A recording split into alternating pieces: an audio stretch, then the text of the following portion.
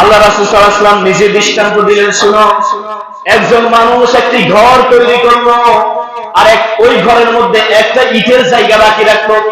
আমাদের বাঁশ লাগানোর জন্য বিল্ডিং এর মধ্যে ইটের জায়গা খালি রাখি কি রাখে না? মাচা বানানোর জন্য রাখি কিনা? মানে একজন মানুষ একটি ঘর তৈরি করলো, ঘর নির্মাণ করলো, সব কিছু পারফেক্ট করলো, কিন্তু একটা ইটের জায়গা খালি রাখলো।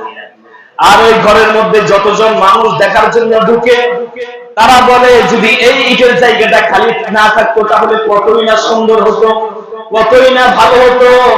মুহাম্মদ সাল্লাল্লাহু আলাইহি ওয়াসাল্লাম বলেন, শুনো, আর ওই ইটটা হচ্ছে আমি মুহাম্মদ, আমার দ্বারা নবুয়তের আল্লাহ তাআলা সমাপ্তি ঘটিয়ে দিয়েছে।